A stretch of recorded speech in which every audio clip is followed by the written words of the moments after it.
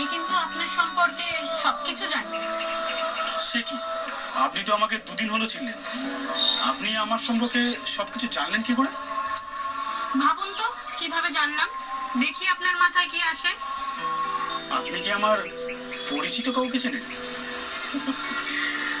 অনেকটাই কাছাকাছি গেছেন। আপনার বিশেষ পরিচিত বলতে আপনার স্ত্রী।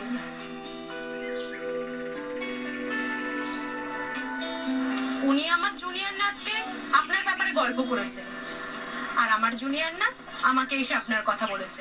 এই যে আপনি কাতারে থাকেন, বছরে একবার ছুটিতে আসেন, সেখানে আপনি কোনো একটা কোম্পানির হয়ে গাড়ি চালান। আগে এখানেই গাড়ি চালাতেন, ছোটবেলা থেকে অনেক কষ্ট করে আপনি মানুষ হয়েছেন, এই সব কথা আর কি বলেছে। তার মানে আপনি এখনো বিয়ে করেননি? সেরকম মানুষ আর কোথায় পেলাম যে বিয়ে করব? আপনি পাত্র না পেলে বাড়ির লোক খুঁজে দিতে পারতো। বাড়ির লোক আর কোথায়, আমি আর দাদা, মা বাবা তো সেই কবেই।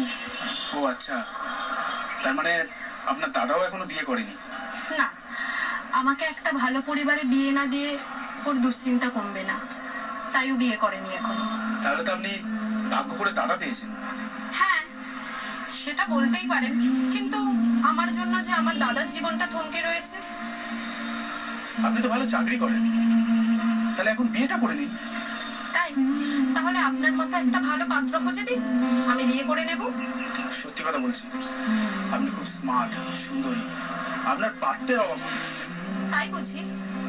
আমি সুন্দরী আপনার চোখে? হ্যাঁ, অবশ্যই সুন্দর। এইভাবে আমাকে কেউ কখনো আগে বলেনি।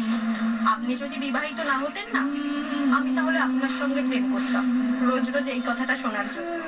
আপনি কি যে বলেন না, আমার আপনাকে ভালো লেগেছে তাই বলে ফেললাম, আপনি কিছু মনে করবেন না।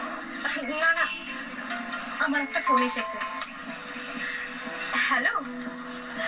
হ্যাঁ, আমার ছুটি হয়ে গেছে, আমি এক্ষুনি ফিরবো।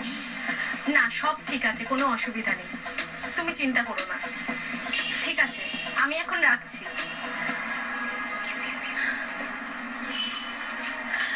আসলে আমার দাদা ফোন করেছিলেন, আমার ডিউটি শেষ হয়ে যাবার পরে খুব চিন্তা করেন আমি কখন বাড়িতে ফিরবো।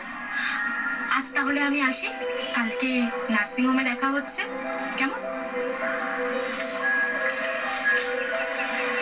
আপনি কিন্তু আমার রাতের ঘুমটা কেড়ে নিলেন।